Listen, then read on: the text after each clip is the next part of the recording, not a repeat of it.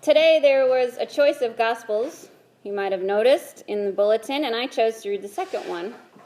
The story of the healing by the pool in Beth Zatha, or sometimes it says Bethesda. Now, I'm not really sure why I decided to pick this one instead of the other one. Maybe because of my travels in the past. What's being described in the story is what's called an Asclepion in the ancient world. And I've been to one of those. An Asclepion was a place for healing specifically related to the Greek god of healing, Asclepius. Makes sense, right? And the one I was in Turkey, in Bergama. It was a lovely compound with pools and trees and running water. And then you would go there, and the priests would offer prayers to the god, and then the water was supposed to have healing properties. So the pool described today is similar to that one. Now, in older translations of the Bible, there's another verse in this story.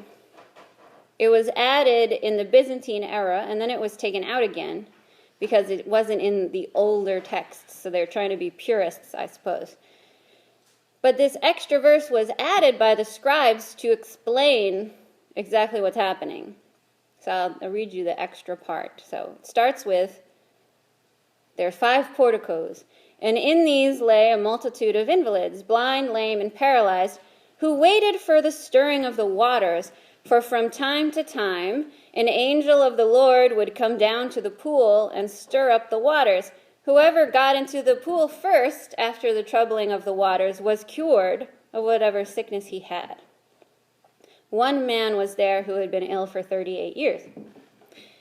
So, that makes it a little more clear what's going on. This pool, called Beth Zatha, or House of Mercy, was really anything but that. The man in the story had been ill for 38 years, and no one would ever help him get to the pool. So whenever the water stirred, somebody would jump in front of him, and he would have to lie back down and wait until the pool stirred again. This doesn't seem very merciful to me, but this was the system. This was how it was. So Jesus asks the man if he wants to be healed, heals the man, and then tells the man to get his mat and walk. And Jesus tells this man to break the Sabbath law because carrying your mat was against the law of the Sabbath because it was work. And the man himself doesn't even recognize who Jesus is, doesn't really care. He doesn't thank Jesus. In fact, later in the story, he turns Jesus in to the high priests for healing on the Sabbath, so he tattles on him. Now, in this story, Jesus is purposefully breaking the norms. He's trying to stir up trouble. He sees a system that is broken, and so he's acting against it. The healing part of the story is actually secondary to the point. Jesus heals the man, but the man doesn't know who he is. He's not a believer at all.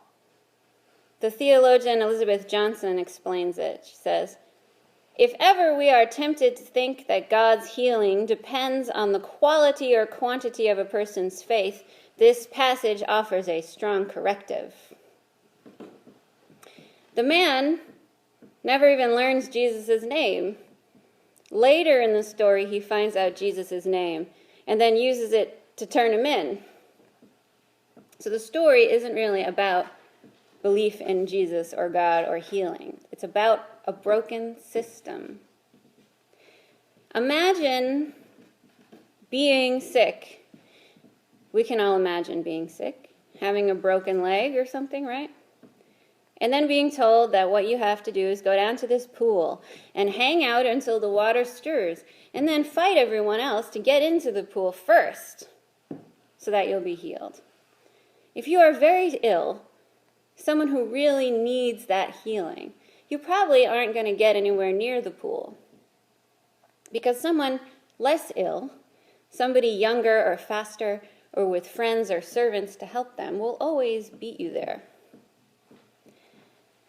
And that's just how it was What can you do, right? Doesn't this sound all very familiar to us? Think of the American dream that we're taught about when we're kids. Think of that as the pool. I remember learning in school, we get the house, the car, the 2.5 children, and the suburban life, and that's the ultimate goal. And it's attainable for everyone, right? No matter their economic status, everyone can get there. Everyone's equal. And it used to be that, a person with a high school diploma could get a good job and work 40 hours a week and have a house and a car and job security and insurance and a family. And people would come to America from other countries ready to work hard to get that dream, to get into the pool. And it worked for a while, back in the 50s. Or maybe it didn't.